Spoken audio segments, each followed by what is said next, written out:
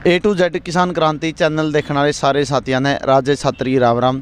साथियों फिलहाल मौजूद हम भाई उचाना की तहसील में, एक बार दिखाई भाई उस साइड जो यहाँ पे धरना चला हुआ है बहुत से दिनों से। किसानों का बहुत सी समस्याएं हैं उचाना के अंदर, जिन समस्याओं को लेकर के आज़ाद जी की अध्यक्षता में जो धरना चला हुआ है उनसे बात करेंगे, क्योंकि कल के लिए इन्होंने दिल्ली का कूच का बहुत बड़ा ऐलान किया है।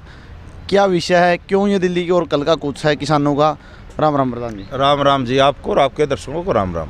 प्रधान जी, कल का जो आपने फैसला लिया भाई दिल्ली की ओर मतलब कूच करेंगे सभी किसान, क्या मामला है भाई? देश की आन बान और शान महिला खिलाड़ी जो 5 दिन से दिल्ली जंतर मंतर धरने पर बैठी है, उनकी मांग है कि कुश्ती फेडरेशन का अध्यक्ष ब्रजभूषण शरण ने हमारे साथ यौन संबंध स्थापित किए हैं बहुत सारी महिला खिलाड़ियों के साथ, वो बिस्तर पर बुलाना चाहता है, तो उसके खिलाफ FIR दर्ज करके उसको जेल में डाला जाए। जबकि उन्होंने दिल्ली पुलिस को भी शिकायत दी है, उनकी शिकायत पर दिल्ली पुलिस ने कोई संज्ञान नहीं लिया गया, ना कोई FIR दर्ज करी। जबकि कानून कहता है एक लड़की उनमें नाबालिग भी है जिन्होंने बयान दिया है। पास्को एक्ट ब्रजभूषण शरण पे लगता है कि उस लड़की के बयान करवा के पुलिस की जिम्मेवारी बनती थी कि मजिस्ट्रेट को पेश करके ना उसके बयान कराए जाए, ताकि उसको जेल के सलाखों के बीच में पुलिस पहुंचाने का काम किया। लेकिन दिल्ली पुलिस ने जिम्मेवारी को सही तरीके से नहीं निभाया, क्योंकि दिल्ली पुलिस गृह मंत्री के अंदर आती है, केंद्र सरकार के अंडर आती है, और केंद्र सरकार में अमित शाह केंद्र गृह मंत्री है। अमित शाह की नाक के नीचे इतना बड़ा घिनौना कार्य हुआ है, देश के प्रधानमंत्री की नाक के नीचे इतना बड़ा घिनौना कार्य हुआ है, और देश का प्रधानमंत्री और गृह मंत्री सोया हुआ है।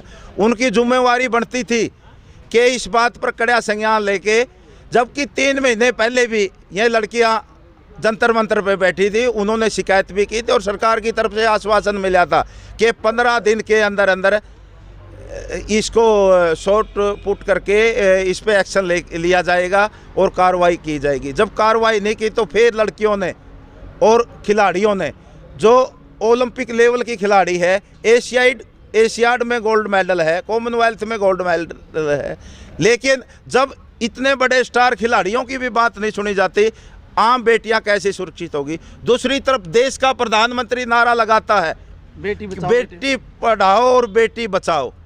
ये नारा बिल्कुल गलत है। देश का प्रधानमंत्री ने सोचना चाहिए कि वो तो सिर्फ आज इस पे लगे हुआ, जो महिलाएं ये करती है नहीं, मेकअप में लगा हुआ है और अपने प्रचार और प्रसार में लगा हुआ है, आगे किस प्रकार से सरकार बनानी है। देश के प्रधानमंत्री का ये भी कार्य है, उसकी नैतिक जिम्मेवारी भी बनती है गृह मंत्री की और प्रधानमंत्री की, कि इतना बड़ा कांड उसकी नाक के नीचे हो गया है और उसने कोई संज्ञान नहीं लिया, वो अपनी जिम्मेवारी से भाग चुका है।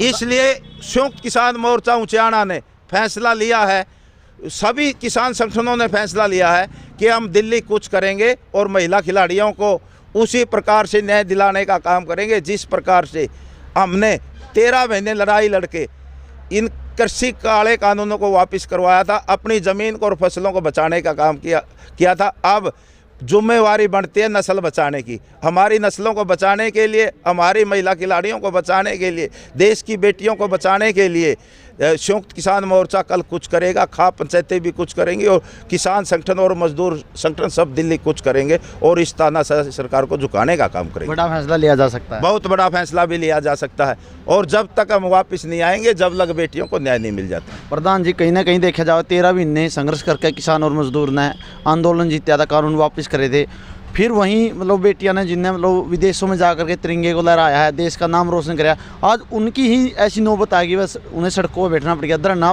मतलब धरने पर अपनी मांग को रखना पड़ गया। तो आप क्या कहोगे? देखो, कहना कुछ नहीं, मेरे ख्याल में अब कुछ नहीं बचा देश के पास। अब तो देश ने सोचना और समझना चाहिए भाई, जो ये गुंडे लोग, जो असामाजिक लोग और इस देश की गद्दी पर बैठे हैं, उनको बजाने का समय आ चुका है। ये तो हरियाणा के अंदर देखो ना, एक जूनियर कोच महिला खिलाड़ी जो खेलती भी है, उसने भी 3-4 महीने पहले खेल मंत्री पर यौन शोषण का आरोप लगाया था, उसका भी कुछ नहीं होया। जबकि पुलिस की तरफ से भी ये उसका नार्को टेस्ट करने की अपील कोर्ट में लगा रखी है, लेकिन वो मंत्री है जो अपने पद पर बना हुआ है और पुलिस को भी समय नहीं दे रहा, किसी प्रकार के बहाने बाजी मिला के ना उसको आगे आगे खींच रहा है। तो ये तो दुर्भाग्य है देश का। और प्रदेश का मुख्यमंत्री उसकी मदद में लगा हुआ है। हम ये भी कहना चाहते कि प्रदेश का मुख्यमंत्री के घर अगर बेटी होती, अगर वो शादीशुदा होता, घर परिवार का आदमी होता, तो वो बेटियों का दर्द समझता। यही देश के प्रधानमंत्री पर लागू होते हैं। अगर देश के प्रधानमंत्री के घर बेटी होती, उसने नारा तो दे दिया, अगर उसके बेटी होती तो वो बेटियों की तकलीफ को समझता और इस नारे को वो सार्थक भी करता। लेकिन दुर्भाग्य हमारे देश का कि हमने देश के अंदर भी रांडा बिठा दिया और देश का प्रधानमंत्री भी रांडा बैठा। ये हमारे लिए दुर्भाग्य की बात है, देश के लिए दुर्भाग्य की बात है। इनको बेटियों का दर्द का नहीं पता।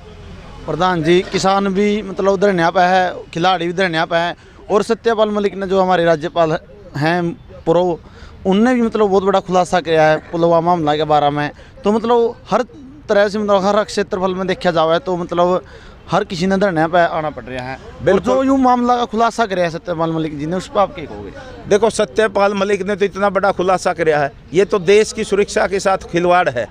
हमारे 44 जवान पुलवामा हमले में, जबकि ये जो सरकारी एजेंसियां उनकी नाकामी रही है, और जो सत्यपाल मलिक ने खुलासा किया उससे तो ये साबित होता है कि केंद्र सरकार ने स्वयं एक साजिश रच के हमारे जो शहीद जवान हुए हैं उनका कत्ल करवाने का काम किया।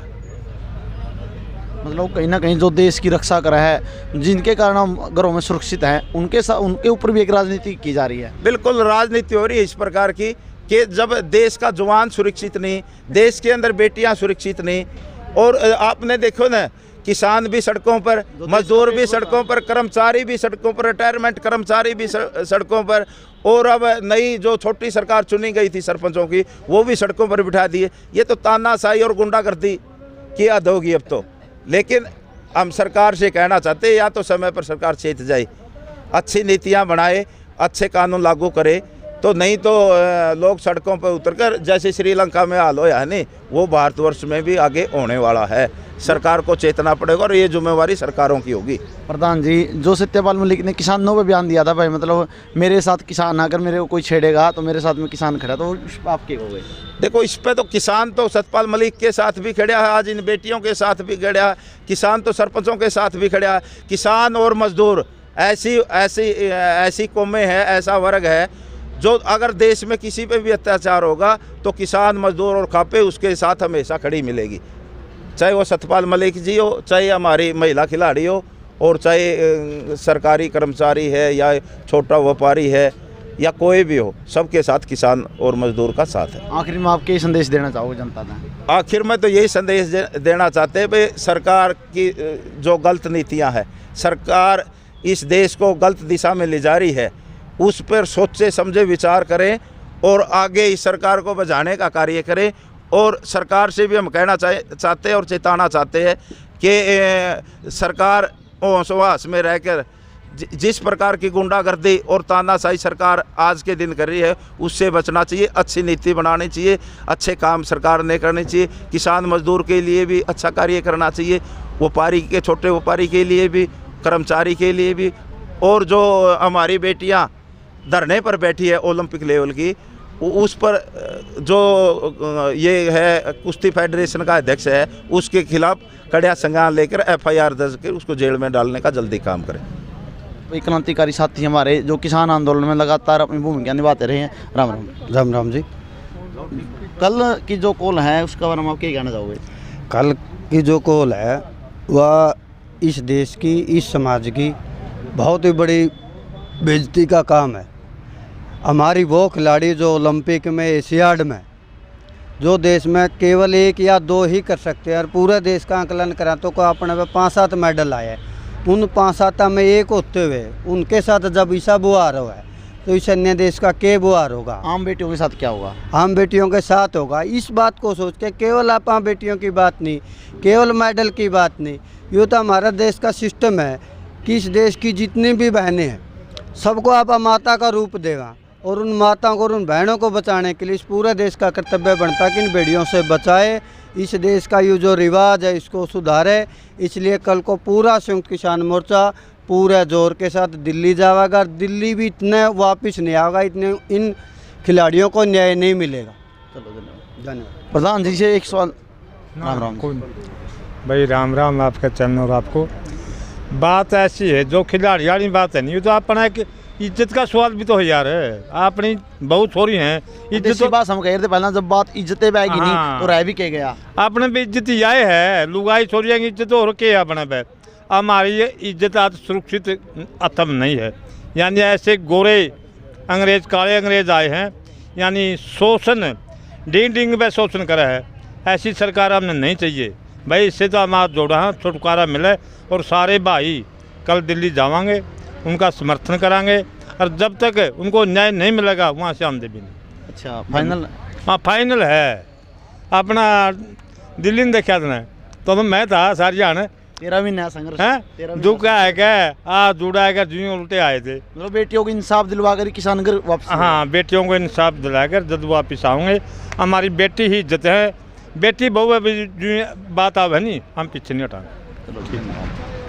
प्रधान जी फिर कल कितने की संख्या में किसान मतलब उचाना से निकलने वाले हैं? ये क्रांतिकारी इलाका है जो जींद का है। देखो हजारों की संख्या में कल यहाँ से हमारा चलने का प्रोग्राम है। इसमें जितने भी संयुक्त किसान मोर्चा उचाना, खाप पंचायतें और आम जनमानस भी इसमें भागीदार रहेगी, क्योंकि ये एक इज्जत का सवाल है। अब सर से ऊपर पानी जा लिया है, हद होगी है। पहले लड़ाई हमने अपनी ज़मीन और फसल को बचाने की लड़ी थी, अब बेटियों को बचाने की लड़ाई है। देश का प्रधानमंत्री ने गलत नारा दिया, बेटी बचाओ बेटी पढ़ाओ, जबकि देश के प्रधानमंत्री का कर्तव्य बनता, गृह मंत्री का कर्तव्य बनता, क्योंकि दिल्ली पुलिस गृह मंत्री के अंडर आती है और उनकी दी गई शिकायत पर कोई कार्रवाई नहीं होती। उन्होंने सुप्रीम कोर्ट का सहारा लिया है। कल सुप्रीम कोर्ट की भी सुनाई है, देखते हैं क्या होता है। अगर न्याय नहीं मिला बेटियों को तो हम न्याय दिला के ही वहाँ दिल्ली से लौटेंगे, वरना हमारा वहाँ पर आंदोलन जारी रहेगा। मतलब बहुत बड़ा आंदोलन की आशंका है। बिल्कुल, पिछले आंदोलन से भी बड़ा आंदोलन हो सकता है। अगर अब बेटियों को इंसाफ हाँ, ये नहीं इंसाफ मिला तो ये देश की आन बान और शान रही है हमारी बेटियाँ। तो ये ओलंपिक मेडलिस्ट है, एशियाई गोल्ड मेडलिस्ट है, कॉमनवेल्थ गोल्ड मेडलिस्ट लड़कियाँ, जब धरने पर बैठना पड़ गया।